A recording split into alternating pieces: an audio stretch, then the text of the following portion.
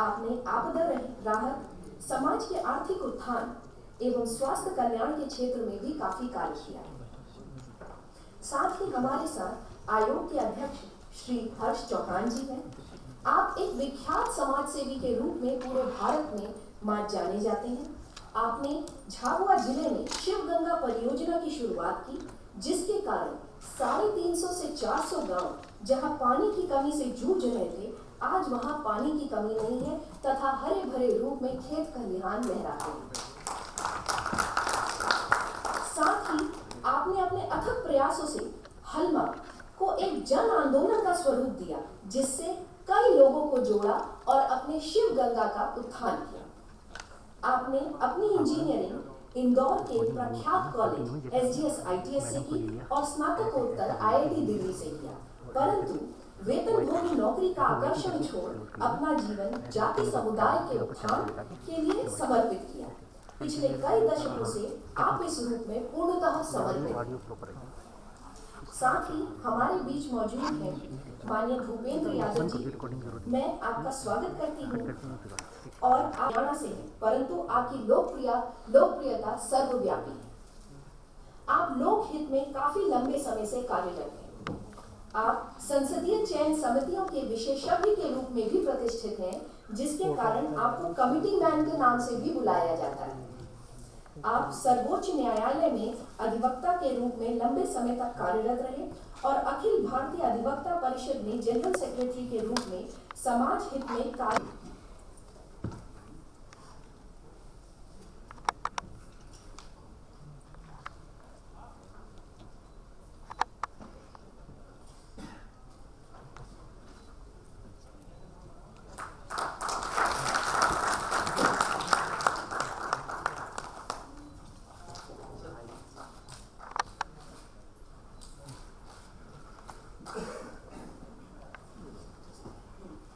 मैं सदस्य जी से अनुरोध करती हूँ कि वह कृपया फूलदान देकर भूपेंद्र यादव जी का स्वागत करें।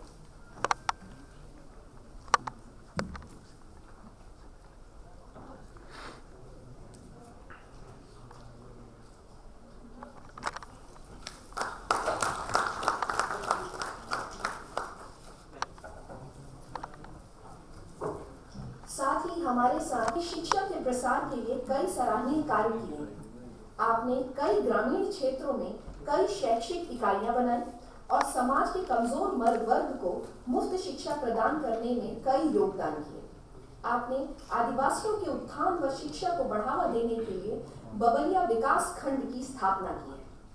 मैं माननीय अध्यक्ष जी से अनुरोध करती हूँ कि वह अंग वस्त्र तथा फोटो फ्रेम देकर माननीय कुलस्ते जी का स्वागत करें।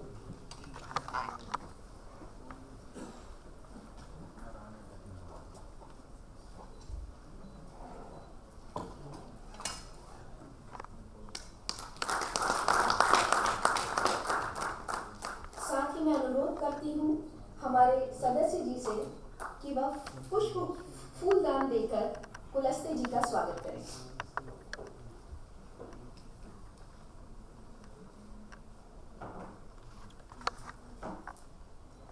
चुनौतियों तथा संभावनाओं के संबंध में चर्चा करना एक मुख्य उद्देश्य था और इसी संवाद की कड़ी को आगे बढ़ाते हुए आज 3 दिवसीय वार्ता का आयोजन किया गया है।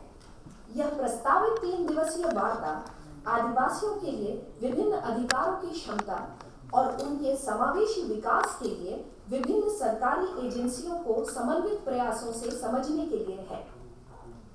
जिस प्रकार माननीय प्रधानमंत्री जी ने अपने स्वतंत्रता दिवस के भाषण में सबका प्रयास पर जोर दिया था, उसी प्रकार आयोग की यह पहल है कि वह NABARD, TRIFED, skill India, SFAC आदि एजेंसियों के साथ इस मंच पर आएगी और ग्रामीण भारत के विभिन्न ग्राम पंचायतों को उनसे जोड़ेगी, ताकि सबका प्रयास को पूर्ण रूप से आगे बढ़ाया जा सके। इससे उन्हें अपनी उपज के लिए बाजार की उचित पहुंच तथा वित्तीय समावेशन के लिए मार्गदर्शन प्राप्त होगा। इस 3 दिवसीय वार्ता का उद्देश्य मौजूदा सरकारी संसाधनों और संस्थानों को जनजातीय समाज की वास्तविकताओं के प्रति संवेदनशील बनाना,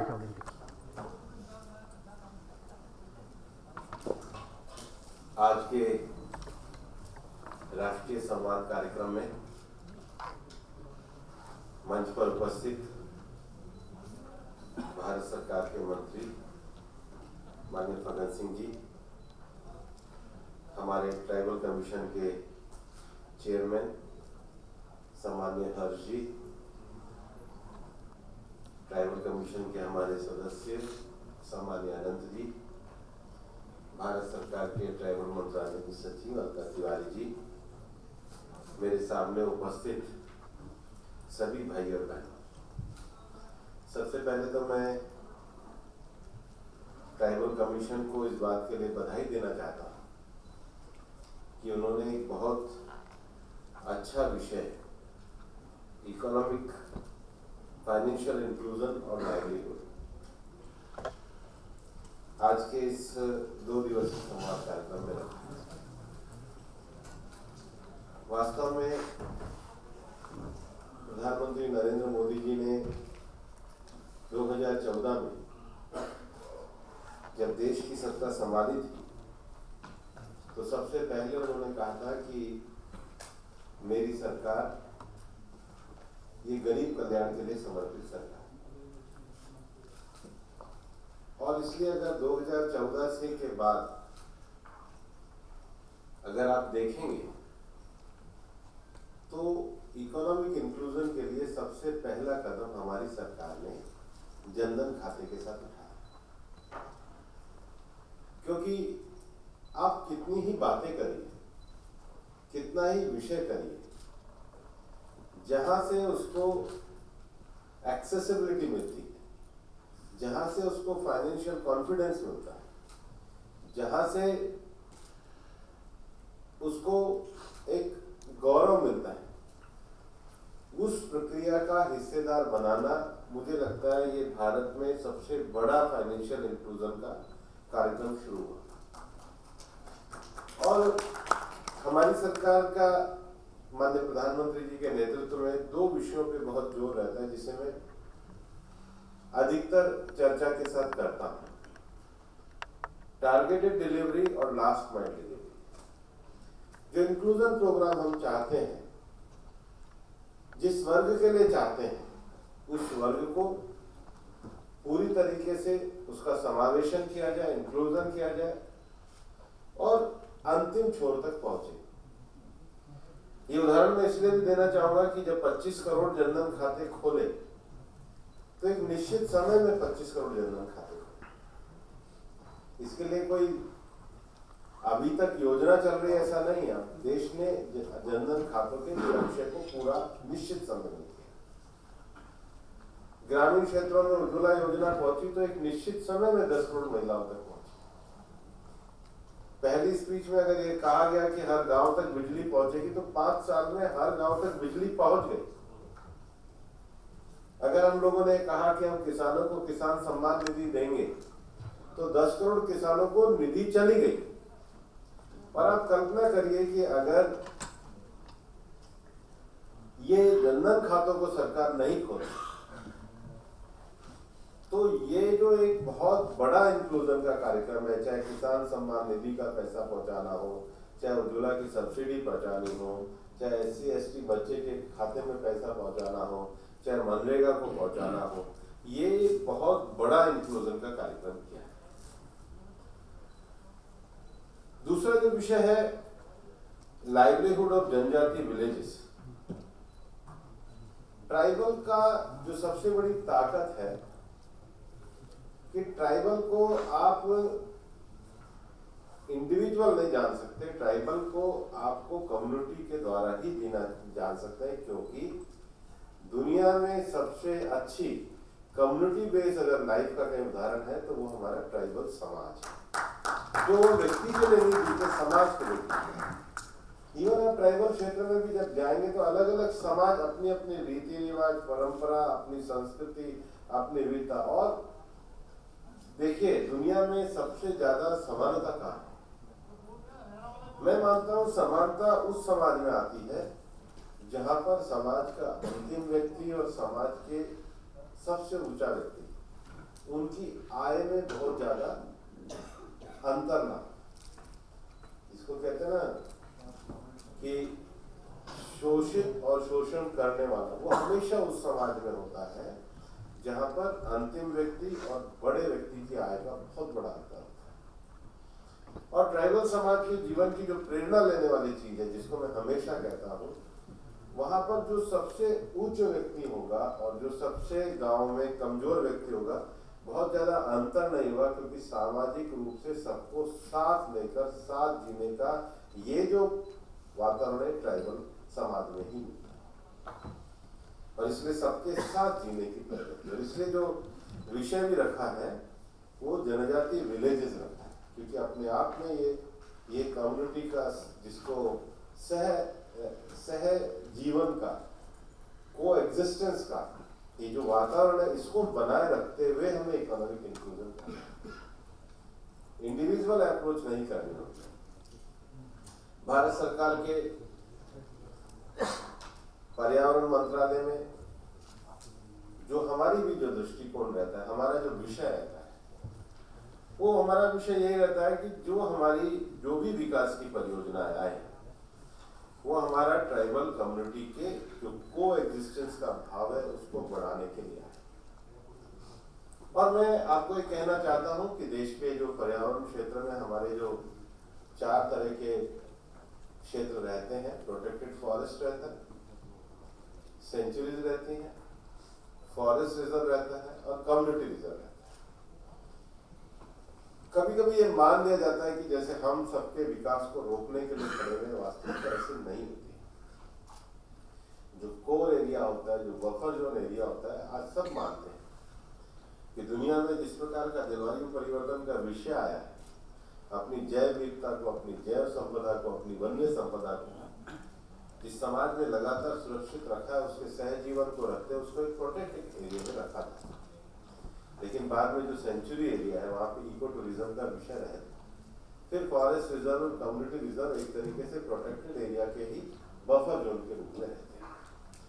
और सामान्यतः जो हमारा जनजातीय समाज है वो उसी वन क्षेत्र के आसपास रहने वाला है। और इसलिए प्रधानमंत्री नरेंद्र मोदी जी की संकल्पना में हम लोगों ने, ट्राइबल मिनिस्ट्री ने और फॉरेस्ट मिनिस्ट्री ने आपस में मिलकर के ज्वाइंट कम्युनिकेशन किया, क्योंकि हम आपस में एक दूसरे के पूरक हैं, हम विरोधाभासी नहीं हैं। हम विकास की उस परिकल्पना को छूना चाहते हैं जिस विकास की परिकल्पना को पूरी दुनिया भी मानती है। आपको ध्यान होगा कि अभी इस समय पूरी दुनिया में जलवायु परिवर्तन का, वैश्विक परिवर्तन का विषय चल रहा है। 2015 में इसके लिए पेरिस एग्रीमेंट हुआ, और पेरिस एग्रीमेंट को भी जो रिकॉग्नाइज जब किया गया तो उन्होंने कहा कि हम दुनिया के बढ़ते हुए जलवायु संकट में ऐसी सांस्कृतिक मान्यताओं वाले लोगों को भी इंक्लूड करना चाहते हैं जो पृथ्वी को मदर अर्थ मानते हैं। तो पृथ्वी को पृथ्वी माता मानना और उसके साथ अपना एक सह अस्तित्व का जीवन स्वीकार करते हुए जीना। और इसलिए भारत सरकार के पर्यावरण मंत्रालय और जनजातीय मंत्रालय ने अपना जो ज्वाइंट डिक्लेरेशन जो किया, उस ज्वाइंट डिक्लेरेशन में ट्रेडिशनल फॉरेस्ट ड्वेलर्स और फॉरेस्ट ड्वेलिंग शेड्यूल ट्राइब्स को मान्यता प्रदान करी।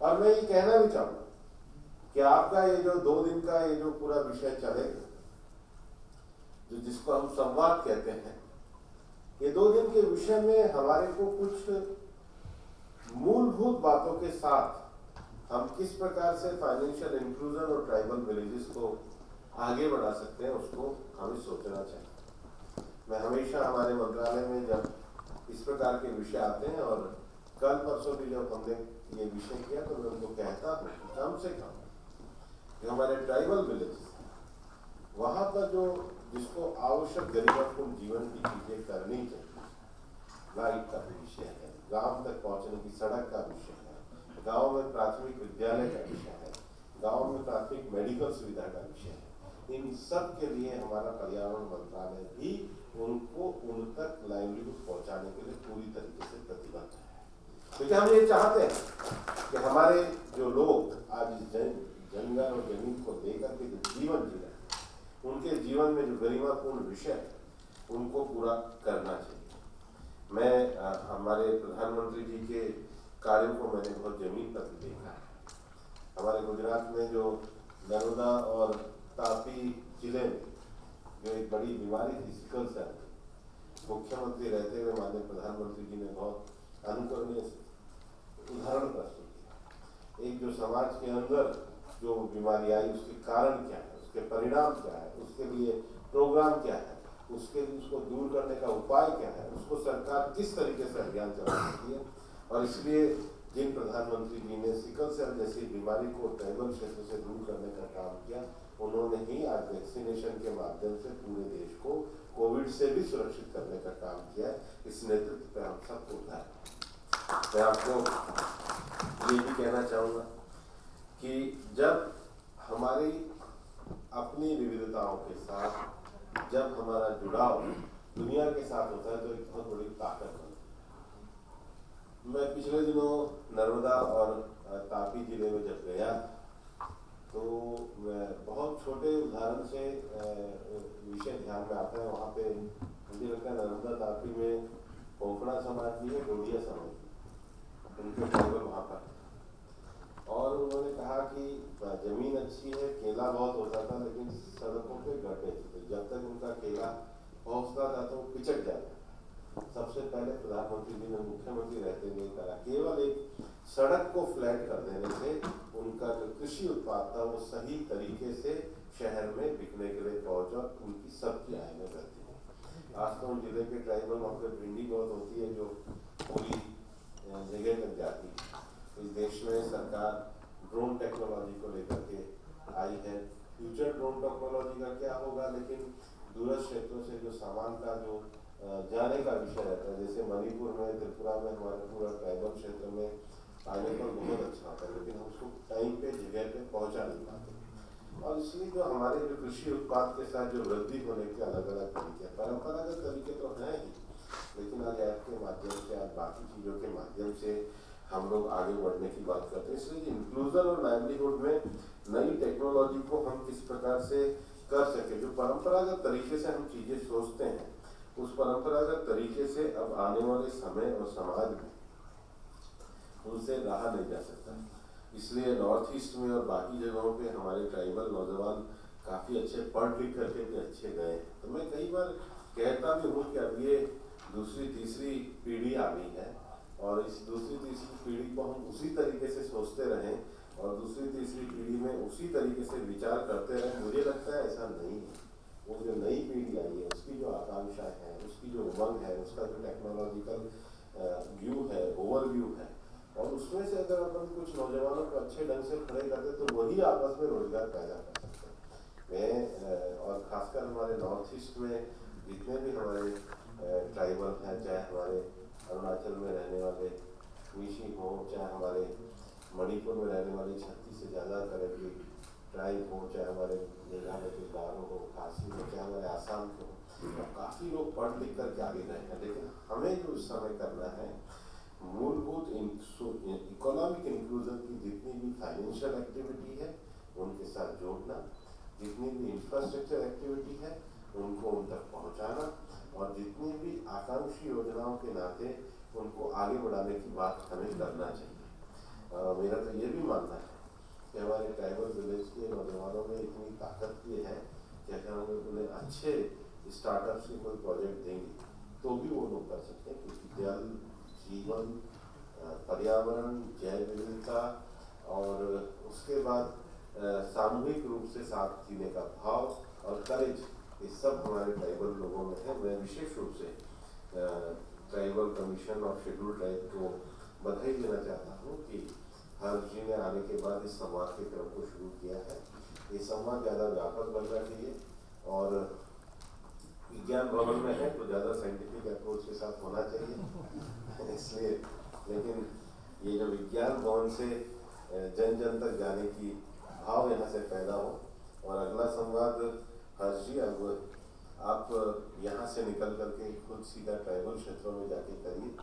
हमारे जो फॉरेस्ट में भी मैंने कहा है कि भाई जो हम ये लायन डे ये सब बनाते हैं सीधा फील्ड पर जाकर बनाएं।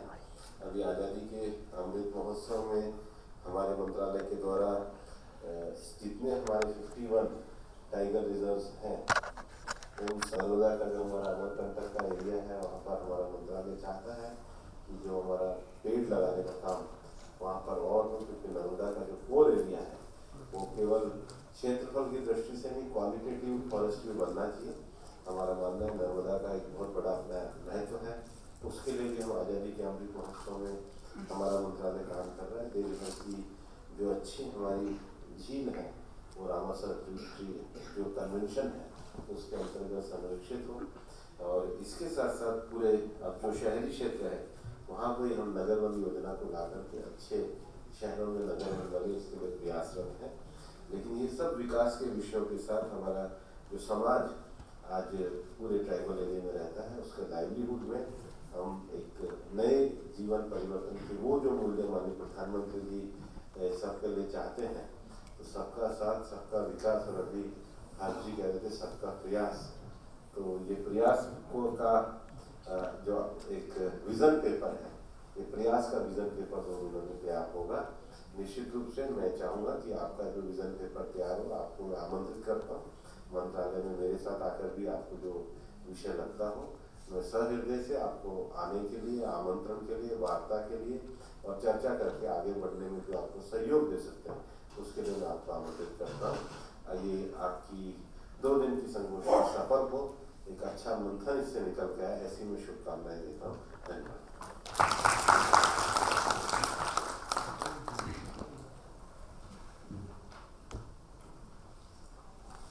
धन्यवाद भूपेंद्र जी।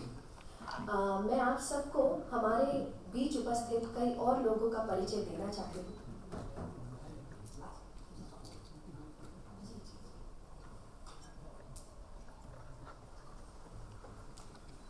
थोड़ा सा कार्यक्रम में परिवर्तन करने की आवश्यकता पड़ी। माननीय भूपेंद्र जी को बहुत जरूरी काम से अचानक 12 बजे के पहले पहुंचना है कहीं, और इसीलिए हमने हमारे कार्यक्रम के क्रम में परिवर्तन भी किया। और मैं भूपेंद्र जी का स्वागत भी करता हूं और धन्यवाद भी करता हूं कि आपने फिर भी समय निकालकर और हमारे बीच में आए और हमारी एक अच्छी शुरुआत हमारे इस संवाद कार्यक्रम को दी। और हमने ये जो संवाद कार्यक्रम भी का जो विचार किया था वो इसी दृष्टि से किया था कि जनजातीय समाज के फाइनेंशियल इंक्लूजन और लाइवलीहुड के लिए जब हम लिस्ट बनाने बैठे तो ऐसी 40 से 50 एजेंसीज हैं जो मिलकर ये काम करती हैं, जिनके पास ये रिस्पॉन्सिबिलिटी है, और कुल मिला के जो पैसा भी खर्च होता है वो ये सब मिलकर करते हैं। कई बार ऐसा होता है कि ट्राइबल मिनिस्ट्री सुनकर लोगों को लगता है कि ये सारे उसके लिए, पर ट्राइबल मिनिस्ट्री उसका 1/10 करती है, 90% अन्य सारे एजेंसीज करती हैं। तो वो सब एक साथ मिलकर जो अपने शासन की मंशा है, जो सब लोग चाहते हैं कि ऐसा होना, वो अपने अपने तरीके से करते हैं, पर सबका मिलके कन्वर्जेंस। इस बात से हमने इसकी शुरुआत की थी। हमारे लिए बहुत सौभाग्य की बात है। विकास ये बहुत महत्वपूर्ण विषय है हमारे जनजाति समाज के, और उन दोनों विषयों का ठीक प्रकार से आपको पहले से राजनीति में आने के पहले से अच्छी अनुभूतियाँ हैं, हम लोगों से अच्छा संवाद है उनका। समाज में अधिकांश स्थानों को आपने भ्रमण भी किया है, और पॉलिसी मेकिंग, उसका एक्ट और क्रियान्वयन, इन तीनों की आपको प्रत्यक्ष अनुभूति है। तो ऐसे में निश्चित रूप से हमारे लिए मार्गदर्शक वो रहेंगे।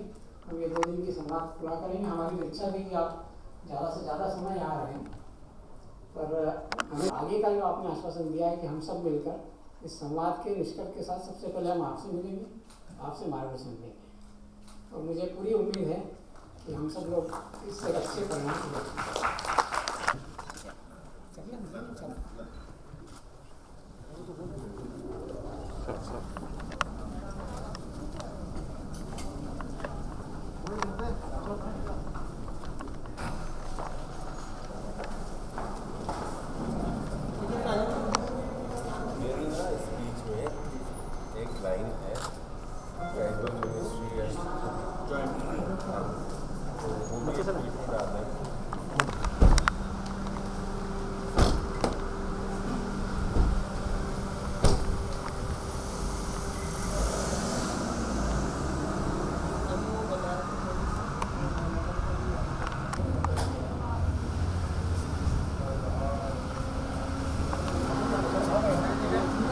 के साथ भेज दो ना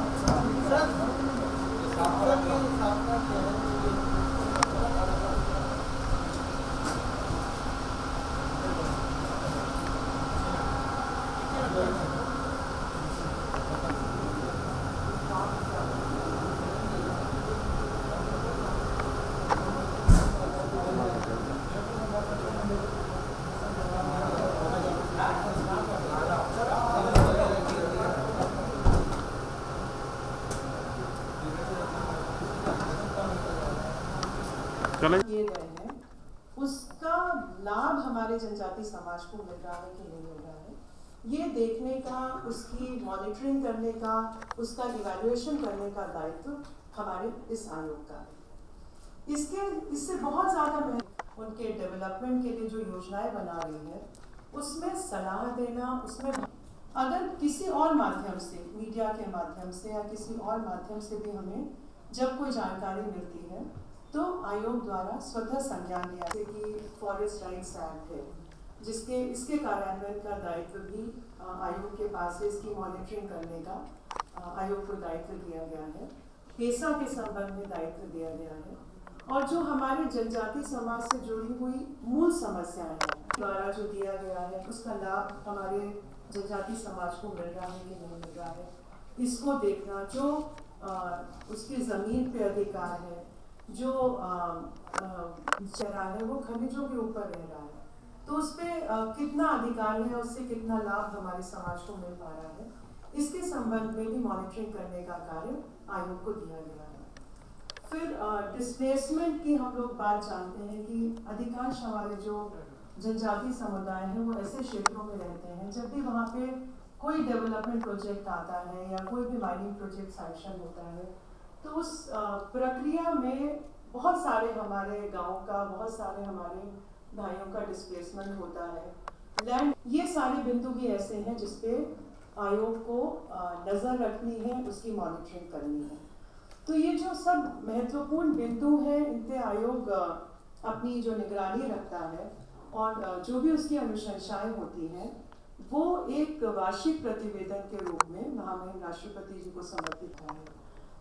तो जैसे कि हम चर्चा कर रहे थे कि हम विकास के प्लानिंग प्रोसेस में भागीदार हमें बनना है, तो इस दिशा में हम लोगों ने जो पिछले जुलाई से शुरू हुई है, जो ये एक यात्रा शुरू हुई है उनके डेवलपमेंट से जुड़े हुए, उनके बाकी हितों की रक्षा से जुड़े हुए मुद्दे, उस पर हम लोग एक विस्तृत स्टेक होल्डर कंसल्टेशन करने की हम लोगों ने परंपरा शुरू की है, जिसको अध्यक्ष महोदय द्वारा संवाद का नाम दिया गया है। चाहे वर्कशॉप कहें या गोष्ठी कहें या कॉन्फ्रेंस कहें, इसको हम लोग एक डायलॉग करना चाह रहे हैं जो जितने भी फंक्शनरीज हैं, चाहे सरकार हो, चाहे केंद्र सरकार, राज्य सरकार, जितनी भी एजेंसीज हैं और मुख्य रूप से जो सिविल सोसाइटीज फील्ड में काम कर रही हैं और जो एक्चुअल स्टेक होल्डर है, मतलब हमारा जो सेशन कर पाएंगे। तो मैं इसके बारे में चर्चा नहीं करूंगी क्योंकि आगे आने वाले समय में और माननीय अध्यक्ष महोदय द्वारा भी इसके बारे में बताया जाएगा। बट सिर्फ मैं इतना बताना चाहूँगी कि जुलाई में 2 दिवसीय संवाद किया था, जो जिसमें बहुत विस्तार से चर्चा हुई और बहुत ही उपयोगी सुझाव हम लोगों को प्राप्त हुए। क्या है कि इससे जुड़े हुए जितने भी विभाग हैं या एजेंसीज हैं या व्यक्ति हैं, उनको हम एक मंच पर लाएं और जो कन्वर्जेंस की बात कही गई है, क्योंकि कन्वर्जेंस के बिना हम लोग ये उम्मीद नहीं कर सकते हैं कि उन स्कीम्स का या जो भी हम विचार कर रहे हैं। तो मैं आप सभी लोगों का बहुत बहुत धन्यवाद करती हूँ। आप लोग इस समय में, जो कि कठिन समय है अभी भी, जबकि कोविड धीरे धीरे कम हो रहा है, फिर भी हम लोग थोड़ा सतर्क रहते हैं, तो एक थोड़ा रिस्क लेकर भी आप लोग आए और हमारे बहुत ही उपयोगी होगा। और आप लोगों के जो भी सुझाव आएंगे उसके माध्यम से नीति निर्धारण में और कार्यान्वयन की जो स्ट्रैटेजीज हैं उसको इम्प्रूव करने में सरकार को या जो और भी बहुत धन्यवाद।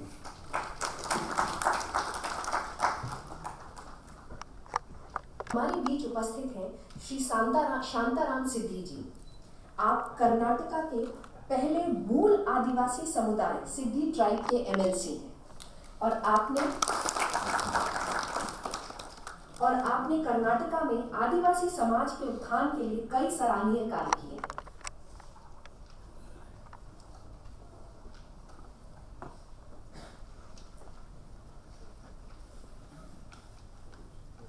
आज के उद्घाटन कार्यक्रम के विशेष अतिथि माननीय पटेल सिंह जी, मेरे साथी अनंत जी, स्वागत करता हूँ। तो और इसके साथ ही अप्रत्यक्ष रूप से वर्चुअली भी काफ़ी लोग इसमें जुड़ेंगे, अभी भी उनमें से कुछ लोग जुड़े होंगे, तो उनका भी मैं स्वागत करता हूँ। जैसा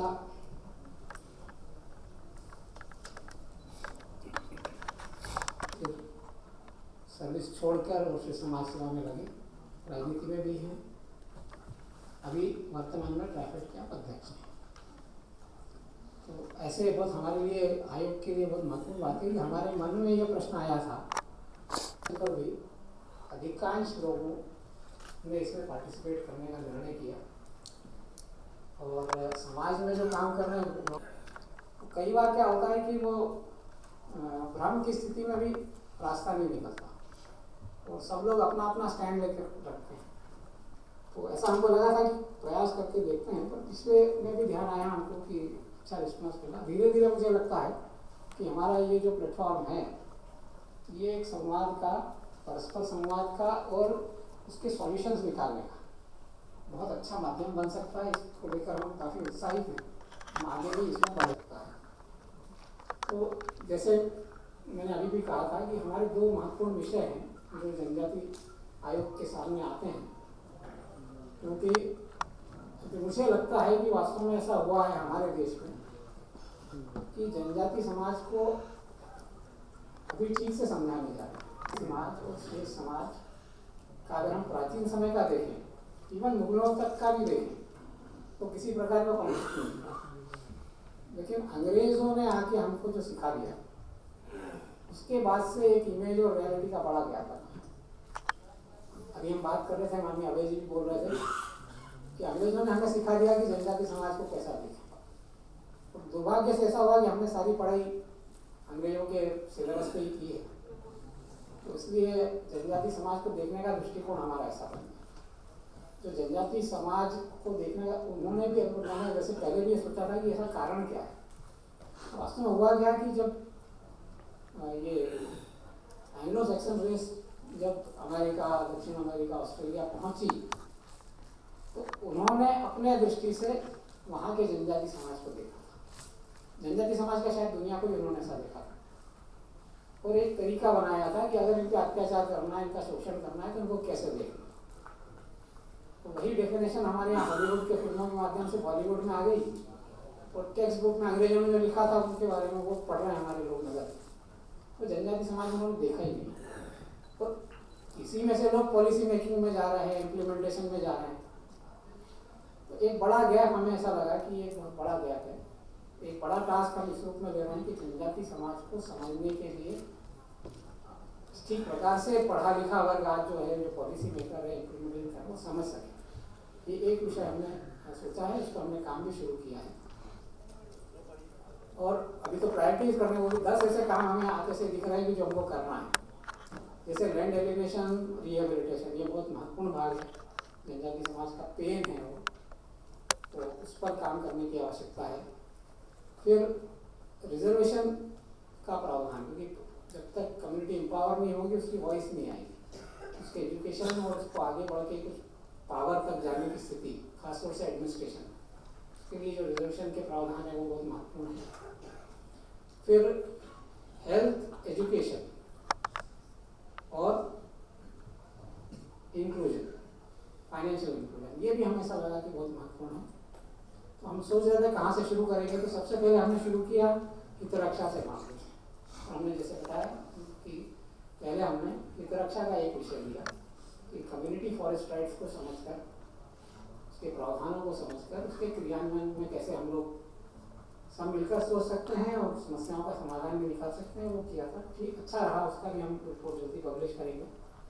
और दूसरा हमें ऐसा लगा कि ज़्यादा महत्वपूर्ण शायद अभी फाइनेंशियल इंक्लूजन और लाइवलीहुड है, तुरंत ही हम करना चाह रहे हैं एजुकेशन और हेल्थ पर, क्योंकि ये सब मिलकर एक बड़ा समस्याओं का समाधान हल कर सकता है। पर सब एक हम जो सोचते हैं कि हम जो चाहते हैं कि हो जाए, वो ये है कि जो प्रयास कर रहे हैं फाइनेंशियल इंक्लूजन के लिए, लाइवलीहुड जनरेशन के लिए, और सीधे उन गाँव से भी हम जुड़ने की कोशिश करेंगे।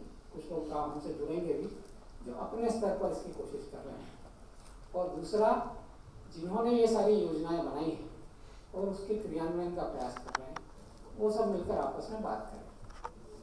क्योंकि अगर मैं कहूँ तो वास्तव में ये 3 महत्वपूर्ण बातें जिसमें तीनों में आयोग की भूमिका है: प्लानिंग, प्रोसेस और प्रोसीजर। हाँ, जैसे मैंने कहा कि इमेज और रियलिटी की गया, तो प्लानिंग में भी बहुत सारी दिक्कत है, क्योंकि जनजाति समाज के बारे में जो प्लान कर रहा है उसको ठीक से पता नहीं है, तो प्लानिंग में बहुत सारी कमियां रह जाती हैं। इच्छा होना एक अलग बात है, इच्छा सबकी है। देश जब आज़ाद हुआ तो हमारे संविधान निर्माताओं ने भी इस बात को समझा था और बहुत सारी इच्छाएं व्यक्त की थी। आयोग वास्तव में देखा जाए तो उसी का एक परिणति है। अलग से मंत्रालय बनना, अलग से प्रावधान होना, अलग से टीएसपी होना, ये उस समय भी लोगों को ध्यान में था, लेकिन दुर्भाग्य से इतने वर्षों में उसका थोड़ा बहुत आगे बढ़े हैं पर बहुत कम बढ़ता है। तो उसकी कारण हमें ध्यान में आया कि समझ की कमी एक बड़ा कारण है, और दूसरा एम्पैथी ना होना, ये भी दूसरा कारण है। और ये दोनों जो बनी है वो जो अंग्रेज हमें सिखा गए उसके कारण है, क्योंकि हमें जनजाति समाज को अलग से प्राणी मानना यही पढ़ाया गया। आज भी दुर्भाग्य से हम उनके रिसर्च की किताबें पढ़ते हैं तो उसमें लिखा हुआ आता है कि ये जातियां यहाँ पाई जाती हैं, ये जनजाति स्पेसिफिक वो है, यहाँ पर ऐसी जनजातियां पाई जाती हैं। तो ये अपने माइंडसेट को शो करता है। तो ये समझ बढ़ना बहुत जरूरी है, और जनजाति की जो वॉइस है उसको समझें, जनजाति की जो स्ट्रेंथ है उसको समझें, और वो स्ट्रेंथ समझकर और फिर ये प्लानिंग, प्रोसेस और प्रोसीजर पे जाए। योजना कैसे बने, उसमें वो वॉइस रहे, वो ध्यान रहे योजना उनके, क्योंकि अभी तक योजना बनती है कि ट्राइबल जो है वो हमारे लिए लायबिलिटी है, जबकि हमारा ऐसा मानना है कि ट्राइबल एसेट है। जनजाति समाज अपने देश का एक बहुत बड़ा एसेट है। जनजाति समाज जो देश को दे सकता है वो शायद बहुत कम कम्युनिटीज ऐसी बची है जो उस प्रकार के जीवन मूल्यों को, उस प्रकार के पर्यावरण संरक्षण को लेकर कैसे जीवन जिया जा सकता है वो दिखा सकता है और गाइड कर सकता है। तो उसकी स्ट्रेंथ को समझना, उसको एसेट को समझना कि वो एसेट है, उसके आधार पर उसके विकास का और पूरे देश के विकास का विचार करना। तो मुझे लगता है कि अगर हम ये माने कि हमारे ये 2 दिन का टास्क ये है कि मैं गांव का आदमी हूँ, हमारी पूरे डेलीब्रेशन को वो व्यक्ति सुन रहा है कि मैं गांव का आदमी हूँ, मेरे गांव में 200 घर हैं, मैं अपने, जैसा कि भूपेंद्र ने भी बताया कि जनजाति समाज कभी भी इंडिविजुअल ओनरशिप का विचार ही नहीं है, संस्कार ही नहीं है, वो हमेशा कम्युनिटी ओनरशिप सोचता है। तो मैं अपने गांव को समृद्ध करना चाहता हूँ, उसको उन्नति करना चाहता हूँ, उसके दुखों को दूर करना चाहता हूँ, और मैं ये करना चाहता हूँ। मुझे ये पता है कि बाकी का जो सिस्टम है, बाकी का जो शासन है, वो भी ये चाहता है। तो ये जो चाहता है, मेरे लिए जो सोच रहा है, मेरे लिए जो चीजें लेके आ रहा है, वो मैं सही प्रकार से कैसे प्राप्त करूं, ताकि मैं अपनी योजना से अपने गांव की समृद्धि के लिए काम कर सकूं। इसके उत्तर हम ये 2 दिनों में खोजने का प्रयास करेंगे। सौभाग्य से हम लोग जो यहाँ बैठे हैं, जितने लोग, उनमें से अधिकांश लोग यही सब प्रयास कर रहे हैं, और बहुत प्रत्यक्ष जमीनी अनुभूतियां हमको उसको लेकर है। लेकिन हमारी उन अनुभूतियों को प्लानिंग से लेके इम्प्लीमेंटेशन तक करने के लिए हमें सिस्टम को गाइड करना है। हमारे इसका टास्क ये है, हमारे इसका परिणाम ये आना चाहिए कि जो एस्टेब्लिशमेंट है उसको हम एक गाइडलाइन दे सकें सही फीडबैक के साथ कि ऐसा ऐसा होना चाहिए, और उसमें उनका पार्टिसिपेशन निश्चित है ही, क्योंकि हमारे संवाद कार्यक्रम में लगभग सभी एजेंसीज जुड़ेंगी। पर एक गांव अपने दृष्टि से सोच रहा है, वो समृद्धि की ओर सोच रहा है, देश के विकास में भागीदार होना चाहता है, पर्यावरण का संरक्षण करना चाहता है, वो गांव जब करने की सोच रहा है तो हम ये 30-40 एजेंसीज मिलके कैसे उसके सहयोगी हो सकते हैं। दूसरा, वो 30-40 एजेंसीज आपस में कैसे कोऑर्डिनेट कर सकते हैं, क्योंकि जो ऐसी बात आती है कि कई बार ऐसा होता है कि उनकी योजना अलग है, इनकी योजना अलग है, और अगर हम आज उंगली पे गिनने लगे तो वो 40 एजेंसीज गिन नहीं सकते। हम कैसे अपेक्षा करें कि वो गांव का आदमी ये सारी बातें सोच के अपनी योजना बनाए। वो लास्ट पॉइंट डिलीवरी, जैसा भूपेंद्र जी ने बताया, प्रधानमंत्री जी ने जो भी सबका प्रयास विषय रखा कि सबका साथ, सबका विकास, सबका विश्वास, और इस बार के उनके 15 अगस्त के भाषण में उन्होंने कहा था कि अब आवश्यकता है सबका प्रयास। ये सबका प्रयास यानी कन्वर्जेंस। ये 40-50 एजेंसी सरकारी, गांव के लोग और उसके लिए समाज के लोग जो काम करना चाहते हैं, जनजाति समाज के लिए, उन सबके सम्मिलित प्रयास कैसे, फोकस प्रयास कैसे, जिससे हम बहुत अभी जो हो रहा है उससे कई गुना लाभ भी ले सकते हैं, और जो उसके कारण से लोगों को शोषण और अन्याय का साधन मिल रहा है उसको भी हम कैसे रोक सकते हैं। ऐसा मुझे लगता है हमें प्रयास करना होगा। इसमें बहुत सारी एजेंसी जुड़ेंगी। हमने सत्रों का विभाजन ठीक प्रकार से करने की कोशिश की है, और उसमें प्रयास ये है कि हम लगभग आधा समय प्रेजेंटेशन का करें और आधा समय बातचीत का रखें। तो जो प्रेजेंटेशन करने वाले हैं उनको भी हमने निवेदन किया है कि अपना जो फोकस है प्रेजेंटेशन का वो फाइनेंशियल इंक्लूजन और लाइवलीहुड पे रखें, और दूसरे विषय हैं हेल्थ है या एजुकेशन, उसके लिए हम अलग बैठेंगे, तो वो भी निश्चित ही और जल्दी बैठेंगे। तो इसका हम लोग ध्यान रखेंगे कि वो फोकस हमारा डिस्कशन हो सके, सभी को बोलने का पर्याप्त अवसर मिले, आपस में विचार विमर्श का भी मौका मिले। हमने इसीलिए थोड़े से सत्र बड़े बड़े भी किए, बैठने वालों के लिए थोड़ी सी असुविधा हो सकती है। सामान्यतः हम 1.5 घंटे के रखते हैं, पर हमने इसमें 2-2 घंटे के भी किए हैं, क्योंकि सारी एजेंसीज को सुनना और फिर उनसे कोई बातचीत का अवसर मिलना है, दोनों होना चाहिए। तो इसका हम लोग सब ध्यान रखेंगे। हमारे प्रश्नों का भी बहुत स्पेसिफिक रूप से पूछा जाए तो ज़्यादा अच्छा रहेगा, और इस प्रश्न का उत्तर हम ढूंढ रहे हैं। जितना अगर हम ध्यान रखेंगे तो मुझे लगता है कि हम बहुत अच्छे, और बहुत सौभाग्य की बात है कि शासन भी हमारी बात को सुनना चाहता है, और ऐसा कुछ सॉल्यूशन देना चाहिए कि ये बहुत आसानी से आप कर सकते हैं। ऐसा कुछ सॉल्यूशन देना चाहिए कि जिसके आधार पर उनको ऐसा लगेगा कि हमारे जो नीचे क्रियान्वयन करने वाले हमारे माताहत हैं, उनको किस प्रकार की ट्रेनिंग की जरूरत पड़ेगी, उनको किस प्रकार से सेंसिटाइज किया जा सकता है, ये हम फीडबैक उनको दे सकते हैं। तो सौभाग्य की बात है कि हमारे साथ में लगभग पूरे समय कैपेसिटी बिल्डिंग कमीशन, जो अभी प्रधानमंत्री का नया एक तरह से कहेंगे ड्रीम है, जिसको हम सब महसूस करते थे कि आखिरी पॉइंट पे डिलीवरी के लिए जो नीचे तक क्रियान्वयन वाला व्यक्ति है, वो व्यक्ति कैसे वो कर सकता है। क्योंकि हम लोग जब जमीन पे काम करते हैं तो ऐसा ध्यान में आने भी लगता है कि एक्ट बना हुआ है, उसके प्रोसीजर्स बने हुए हैं, और उसके उसको लेके उसके प्रोफार्मा बने हुए हैं, नीचे तक गाइडलाइंस हैं, लेकिन जब हम किसी भी अधिकारी के पास जाता है गाँव का आदमी तो उसको पता नहीं है, और इसलिए वो रुक जाता है। दूसरा, जैसे मैंने बताया कि इतनी सारी एजेंसी या कोई व्यक्ति सोचता है कि मैं अपने गांव में अच्छा उद्यम शुरू करूँगा, तो उद्यम शुरू करने में बैंक भी शामिल है, उसके साथ में फॉरेस्ट का भी संबंध है, उसके साथ में ग्रामीण विकास मंत्रालय का भी संबंध है, उसको मार्केट भी चाहिए, और ये सब होने के लिए अलग अलग एजेंसी है। अब वो इन सब बातों को समझ के शुरू भी करता है, पर इन 8 में से एक में भी अगर उसका मिसमैच हो तो कुल मिला के उसकी 0 प्रयास, और वो 0 प्रयास केवल उस व्यक्ति का फेलियर नहीं है, वो एक मैसेज दे देता है कि हम ये नहीं कर सकते, ये हो ही नहीं सकता। तो ये यहाँ तक हमें जाना पड़ेगा, उसके लिए हम अच्छा सॉल्यूशन दे सकें सभी के लिए, प्रशासन के लिए भी, शासन के लिए भी, और जो लोग काम कर रहे हैं उनके लिए। तो बहुत सरल भाषा में हमें गांव के आदमी को समझा सके कि तुम आगे बढ़ो, तुम ऐसा कर सकते हो, हम सब तुम्हारे साथ हैं, और हम तुम्हारी सहायता के लिए हैं, और तुम्हारे सारे काम को सरल करने के लिए। ऐसा मैसेज हम कैसे दे सकते हैं ऐसा एक सॉल्यूशन मुझे लगता है कि हमें बनाना चाहिए, तो सबके साथ शेयर करना चाहिए। मुझे लगता है कि हम लोग ये कर पाएंगे। तो इतना कहकर मैं अपनी बात पूरी करता हूँ और समापन के अवसर के पहले ही हम बैठकर ये कैसे होगा उसके लिए भी हमने 2 सत्र रखे हैं कि सारे इश्यूज सामने आ जाएं, और 2 सत्र इसी बात के लिए रखे हैं कि उसमें सबके सुझाव आए, हम लोग कुछ एक निष्कर्ष पर भी पहुँचे। इसका भी हम प्रयास करेंगे। धन्यवाद।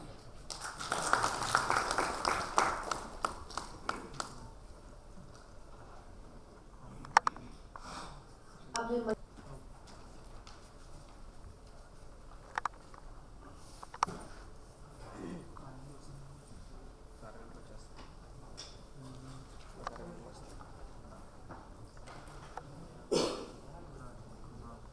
राष्ट्रीय अनुसूचित जनजाति आयोग के द्वारा आज विशेषकर ये संवाद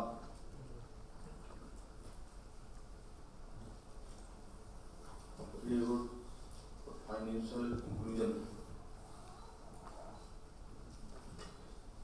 साक्ष के स्तर पर भी आज के हमारे जो मुख्य अतिथि भूपेंद्र जी यहाँ आए थे, हमारे आयोग के चेयरमैन आदरणीय धर्ष जी, हमारे आयोग के मेंबर दयानंद जी, कमीशन की सेक्रेटरी तिवारी मैडम, और इससे संवाद में हमारे कई ऐसे अनुभव रखने वाले, विभिन्न क्षेत्रों में काम करने वाले ऐसे उपस्थित प्रबुद्धजन, और जैसा अभी अध्यक्ष जी ने कहा कि हमने कुछ निश्चित संस्थाओं के प्रतिनिधियों को हमने आमंत्रित किया है, ऐसे प्रतिनिधि आयोग है। मैं अनुभव कर रहा था कि हमारे अध्यक्ष जी ने इससे कमीशन के काम के प्रारंभ के साथ साथ, जैसा भी हमने प्रारंभ में हमारी काजी ने कमीशन के बारे में, कमीशन की जो भूमिका है उसके बारे में अलग अलग है, उन्हें कुछ यहाँ पर अपने संबोधन में उल्लेख किया। तो समय भी संयोग से मैं कुछ समय उनके बीच में था, और उस समय भी कुछ अनुभव मैंने किया। आज एक विशेष भोजन और लाइवलीहुड के बारे में 2 ऐसे सेक्टर हैं जिनके बारे में हम यहाँ चर्चा कर रहे हैं। बहुत चर्चा होती है अखबारों में भी, सरकारों में भी, कि इस सेक्टर को और कैसे प्रभावी बनाया जाए, मजबूत बनाया जाए। लोगों प्रयोग बहुत हुए, परंतु बेसिक जो चीजें हैं उसके बारे में एक मैं सुन रहा था कि हर्ष जी ने कहा कि जो इसके सके, और मैं कह सकता हूं कि बहुत सारे राज्यों के अंदर मैंने अनुभव किया है, क्योंकि जब हमारी इम्प्लीमेंटेशन एजेंसी की जब बात आती है तो राज्यों को बहुत बड़े उनकी जो भूमिका है हम उसको नकार नहीं सकते। ये जरूर है कि हमारे केंद्र और राज्य का जो संबंध है, कन्वर्जेंस में बहुत सारी योजनाएं हैं, जैसे हमारा जो रूरल डिपार्टमेंट है, आज नरेगा का है। मैंने स्वयं में कई ऐसी योजनाओं के बारे में मैंने अनुभव किया अभी देश में, जो मुझे लगता है कि ट्राइबल के बारे में जब हम इस कार्यक्रम को प्रारंभ करते हैं तो समस्या आती है उनकी मार्केटिंग की, और इसके बारे में कितना हम चिंता कर पाते हैं, ये एक प्रश्न उठता है। हमारे लोगों जिनसे इस ट्राइबल का कोई संबंध नहीं,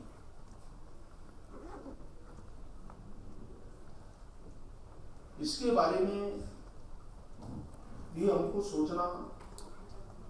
अब जैसे अलग तरह के हम लोग कार्यक्रम चलाते हैं, कुछ ट्राइबल के लोगों को भी हमने जोड़ करके अलग अलग अभी उसकी भूमिका के बारे में भी काफी विषयों पे हम चर्चा करते हैं। अभी थोड़ा उसकी भूमिका बढ़ी है, परंतु ये अनुभव के साथ में मैं कह सकता हूँ कि इसके बारे में हमको डिस्कशन करते समय चिंता करना चाहिए। उनको या तो उसकी भाग अगर हमको 8 से 10 लोग हमारे ऐसे तैयार कर सकते हैं क्या, उनको काम में लगा सकते हैं क्या, इस मैनेजमेंट में हम कैसे उनको ठीक, वो इसके कारण भी अनुभव आया है। और इसलिए मुझे लगता है इसके बारे में सोचना, और सरकारों को और विशेष ऐसे जितने विभाग हैं, मैं कह सकता हूँ ग्रामीण विकास से बहुत सारे विभागों का संबंध है। एसएचजी ग्रुप को आप ले सकते हैं। एसएचजी के ग्रुप के संबोधन के लिए हमने आमंत्रित किया था। उस दिन हम करीब 9 करोड़ देश के माता बहनों को हमने जोड़ा, और आज जितने भी आप देखेंगे एसएचजी ग्रुप, बहुत सारी ऐसे देश भर के विभिन्न राज्यों का 100% है उनको सुविधा देती है। परंतु जो हमारी योजना बनती है, उन योजनाओं में उसकी भूमिका के बारे में कितना हम फाइनेंशियली उनको सपोर्ट करते हैं। बैंक के जब फाइनेंस का विषय आता है तो हमारे सामने एक बड़ा प्रश्न उठता है कि जो मार्जिन मनी, कुछ योजनाएं ऐसी हैं जहां पर मार्जिन मनी सरकारों की तरफ से और उनको हम फाइनेंस करते हैं। तो ये उसके पीछे एक भूमिका भी होती है लोगों की, जो बीच में लोग घुसते हैं। अगर मुझे लगता है कि इस प्रकार के कोई समूह को हम देख सकते हैं क्या, इस प्रकार के कोई एसएचजी ग्रुप्स को हम दे सकते हैं क्या, कोई इस प्रकार के हमारे जो ट्राइबल जनजाति के जो समूह है, ग्रुप है, उनका कोई रजिस्ट्रेशन करा के कोई इस प्रकार का समिति बना करके उनको काम पे लगा सकते हैं क्या, ये हमको नीचे स्तर पर कैसे इसको प्रभावी बना सकते हैं, ये भी एक पक्ष है। क्योंकि बहुत सारे स्थानों में देखने में आया है कि जब तक इनकी भूमिका हम सुनिश्चित नहीं करेंगे तो ये चर्चाएं बहुत होती हैं। और इसलिए मैंने अनुभव किया, देखा कि इनको अगर वास्तव में इसके बारे में हमको सोचना है, इनकी आर्थिक दशा को ठीक करना है, फाइनेंशियली सपोर्ट बहुत होते हैं। आप देखते होंगे कि बहुत बार है, मैं 31 मार्च के बाद आप लोग देखते हैं अप्रैल में अखबारों में छपना शुरू होता है कि टीएसपी का इतना पैसा सरेंडर हो गया, इस क्षेत्र में खर्च नहीं हुआ। अब ये क्या कारण है मुझे समझ में नहीं आया।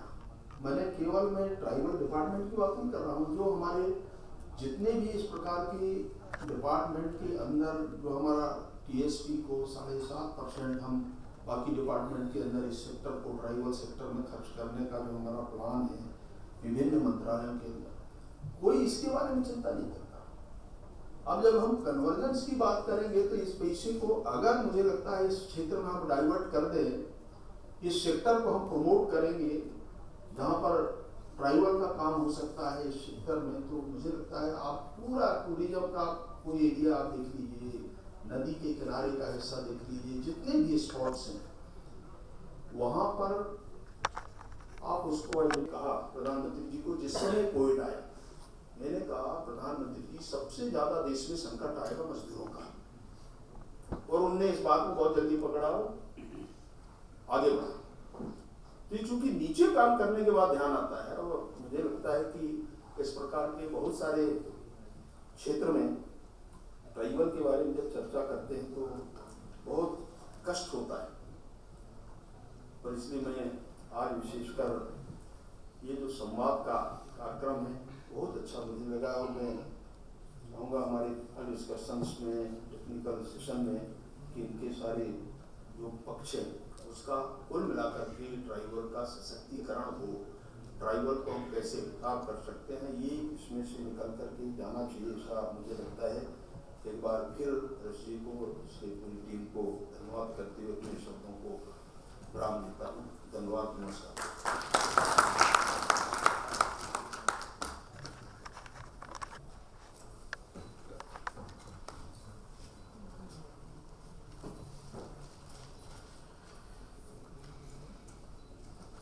तीन दिवसीय संवाद का जो सत्र होगा, इसका आज उद्घाटन सत्र में उपस्थित अपना एनसीएसटी का चेयरमैन हर्ष जी, भारत सरकार का केंद्रीय मंत्री अवस्थी जी, अपना सेक्रेटरी महोदया, उपस्थित ग्राउंड में जो सालों भर ट्राइबल के लिए पीरियडली काम करते आए हुए महानुभावों और एडमिनिस्ट्रेशन का तरफ से उपस्थित हुए भाइयों बहनों, मुझे लग रहा था एक के बीच में संघ में एक बात सुनता था, शिवम भूतवा शिवम भवेत्। शिवोपरि शिव जैसे ऐसे आचरण करने से आपको शिव मिलेंगे। हम जब ट्राइबल के बारे में बात करते हैं, अपने चेयरमैन बार बार बोलते हैं, ऑफिस में भी हम जब बैठते हैं उसी बात को दोहराते हैं। जब तक ट्राइबल का सोच मन में नहीं आएगा तब तक ट्राइबल के बारे में कोई जितना भी स्कीम बने नहीं होगा। तो आज पहला सत्र में हम जब ट्राइबल के बारे में बैठे हैं, इतना सीरियसनेस में देख रहा हूँ ट्राइबल, लेकिन ये ट्राइबल का कल्चर नहीं होता है। ट्राइबल आराम से बैठता है और समाधान कर लेता है। मैंने वो सोच रहा था बैठ करके, भाई पहले से उद्घाटन सत्र में इतना सीरियसनेस, फिर काल है परसों है, इतना सीरियसनेस हो जाएंगे तो फिर ट्राइबल का बारे हम समाधान क्या करेंगे। ये इसलिए हम जब ट्राइबल के बारे में आज पहला शुरू किए हैं, हम लोग का चेहरा में ट्राइबल का भी भाव आना चाहिए, क्योंकि अपने चेयरमैन बोलते हैं, एक उदाहरण देते हैं मोहित जी का। 6 महीना एक दिन मोहित जी आए थे ट्राइबल के लिए काम करने के लिए। चेयरमैन जी बोले थे ठीक है आप ट्राइबल के साथ कुछ दिन रुकिए। 6 महीने रुके और सारा जीवन रुके वहां। अभी हाल में पद्मश्री उपाधि भी मिला है, अभी जानते हैं उसको। इसलिए ट्राइबल का बारे में हम जब यहाँ बैठे हैं उद्घाटन सत्र में, तो दिल में, मन में और चेहरा में भी भाव आना चाहिए, क्योंकि हम जानते हैं और मुझसे आप लोग ज्यादा जानते हैं, चेयरमैन जैसे 30-35 साल ग्राउंड में काम किए हैं, बालू जी है, डांगे जी है, उधर अपना गिरी जी भी है। मैं जानता हूं वो क्या ग्राउंड में प्रॉब्लम है और कहां पर समाधान होगा। जब कमिश्नर में बैठते हैं, चेयरमैन बुलाते हैं, एक सब्जेक्ट के ऊपर डिस्कशन शुरू करते हैं हम दोनों, फिर दूसरा प्रॉब्लम आ जाता है, तीसरा प्रॉब्लम आ जाता है, चौथा प्रॉब्लम आ जाता है। भाई साहब बोलते हैं अनंत ये इतना प्रॉब्लम है कहां से पकड़ेंगे। मैंने बोले भाई साहब आप जो सोच रहे हैं ना, पहला बार कोई एनसीएसटी में सोचा है, पहला बार सोचा है, देखिए हम उसको सक्सेसफुल करेंगे। यदि जो ये लोग ट्रैवल के लिए काम कर रहे हैं, इसका मन में ट्रैवल के लिए ये सोच आ जाएगा, फीलिंग आ जाएगा, वही, क्योंकि आप खुद अपने काम नहीं करता है, वो आप अपने नहीं बनता है, वो कोई आदमी उसको बनाता है, कोई आदमी उसको एग्जीक्यूशन कराता है और कोई आदमी के लिए ही करते हैं। इसलिए ये तीनों में भी भले ही एजुकेशन डिफरेंस हो सकता है, भले ही कास्ट डिफरेंस हो सकता है, भले ही कलर डिफरेंस हो सकता है, लेकिन सोच का यदि डिफरेंस हो जाएगा तो ये तीनों का उसका सक्सेसफुल नहीं मिलेगा ट्रैवल को। और आप जो प्रयास कर रहे हैं संवाद का माध्यम से, ये होगा, क्योंकि सब चाहते हैं, मन में चाहते हैं, ये होना चाहिए। मैंने बैठ बैठ के सोच रहा था, जब भगवान खुद सामने आ जाते हैं तो तब भगवान का जो रूप दिखा देते हैं तो तब सब मानते हैं। मैंने बैठ बैठ सोच रहा था, हर युग में तो बहुत ज्यादा देवी देवता रहते हैं, फिर भी एक ब्रह्म होता है। सत्य युग में, त्रेता युग में, द्वापर युग में, कलि युग में 100 देवा देवी रहते हैं, लेकिन एक ही ब्रह्म रहता है। एक ब्रह्म द्वितीय नास्ति इसे बोलते हैं। और कलि युग में जो ब्रह्म बोलते हैं, जगन्नाथ को जो ब्रह्म बोलते हैं, सारा देवा देवी है, लेकिन एक ब्रह्म है कलि युग में, भगवान जगन्नाथ, जिसको ब्रह्म है कलि युग का। और हरे कृष्ण कृष्ण कृष्ण हरे हरे, हरे राम राम राम हरे, ये है ना ब्रह्म का मंत्र कलि युग का श्रेष्ठ मंत्र है। जहां पर आज इस युग का जो ब्रह्म है दारू में बना है, जिसको दारू बोलते हैं लकड़ी में, और जिस लकड़ी को ट्राइबल लोग उसको संरक्षण करते थे, संवर्धन भी करते थे, और उसी आधार में इसका जलवायु का भी संशोधन हो जाता है, आदमी अच्छा से रहता है, स्वस्थ रहता है। मुझे लगता है ये भाई इसे समय आएगा जब इतना पढ़ाई करेंगे कि वो ट्राइबल का बारे में पता नहीं चलेगा, इसका भारत का कल्चर के बारे में पता नहीं चलेगा, ट्राइबल का कल्चर के बारे में पता नहीं चलेगा, तब भगवान स्वयं वो लकड़ी बन करके आएंगे, तब धीरे धीरे परिवर्तन होगा। ये सब सोच, ये विचार कोई एकड़ी जब मिल जाते हैं ना, लगता है कि नहीं कुछ होने वाला है। नहीं तो इतने साल ट्राइबल कमीशन होने के बाद भी आज का अपना सेक्रेटरी, अपना जॉइंट सेक्रेटरी, ये सब मिल करके अपना चेयरमैन का जो डायरेक्शन, जो सोच को लेकर के हम दो दिवसीय बना पहले किए थे, ये 3 दिवसीय है, फिर अगला महीना ये कंटिन्यू चलेगा। ये कंटिन्यू चलेगा। ट्राइबल का जो 10 पॉइंट चेयरमैन बनाए हैं, उसी 10 इश्यू को लेकर के चलेगा, और जहां जहां पर कमी है वहां पर ट्राइबल का सोच में, गांव में ट्राइबल बैठता है, जो अभी ग्राम में परिसभा होता है, हो जाने से परिसभा हो जाता है, पैसा दे करके परिसभा बना देते हैं, और बस परिसभा से भी स्कीम आ जाता है, इंप्लीमेंट भी हो जाता है, डेवलपमेंट नहीं होता है। लेकिन ट्राइबल का जो कल्चर है, गांव में बैठो, एक साथ बैठो, किसका घर में कोई मर गया भी बैठो, किसका शादी हो रहा भी बैठो, गांव में देवी का कोई पूजा भी हो रहा बैठो, ये बैठो, समाप्त करो ट्राइबल कल्चर। और वहां एक साथ बैठ करके फिर किसको बोलते हैं, तुम्हारा पत्नी का क्यों पिटाई किया है? लेकिन आज क्या होगा, पति पत्नी को पिटाई करेगा तो मेडिकल थाना करा देंगे, दूसरा दिन कोर्ट बन जाएंगे। ये डिफरेंस हाई एजुकेशन और ट्राइबल डिफरेंस, और उसी सोच को अपना चेयरमैन आगे बढ़ा रहे ट्राइबल का सोच। और सब इन एडमिनिस्ट्रेशन का आदमी बैठेंगे ग्राउंड में, पढ़ाई करने के बाद नौकरी छोड़ करके जो आदमी ट्राइबल के लिए काम कर रहे हैं वो लोग बैठेंगे, और जो विधि निर्माता जो वो लोग भी बैठेंगे, फिर सोचेंगे, और सोच करके एक भाव से ट्राइबल का डेवलपमेंट होगा। ये जो ट्राइबल का सोच अपना चेयरमैन बना है, इसे आगे उसका उद्घाटन सत्र है। इसलिए मेरा विश्वास, जो अपना चेयरमैन बोले हैं, कुलस्ते जी बोले हैं, भूपेंद्र जी बोले हैं, ये टोटल सारी बात उसी में अंदर आ जाता है, एक भाव का अंदर आ जाता है। इसलिए मेरा विश्वास, आप लोग को यहाँ पर ट्राइबल का भाव से मन खोल करके हम यहाँ पर जब बात करेंगे दोनों तरफ से, जरूर उससे सही चीज निकलेगा।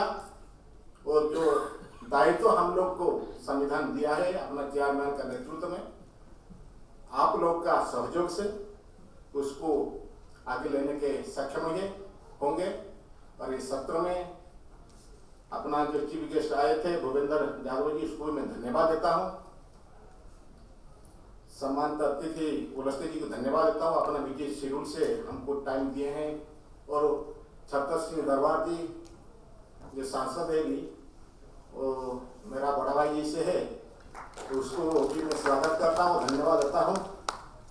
और मुझे तो सबसे ज़्यादा मौका मिलेगा बालू जी से, खानरेकर से और अपना गजानन से। ऐसे कोच भी आपका अंदर में बैठे और कुछ भी जिससे मिल करके मैं भी कुछ सीखूंगा, ये मेरा विश्वास है। और आप सबको धन्यवाद देता हूँ। आप लोग अभी 2-3 दिन यहाँ रुकेंगे और आप लोग का मार्गदर्शन, आप लोग का सजेशन इंसिस्ट को मिलेगा। बहुत बहुत धन्यवाद।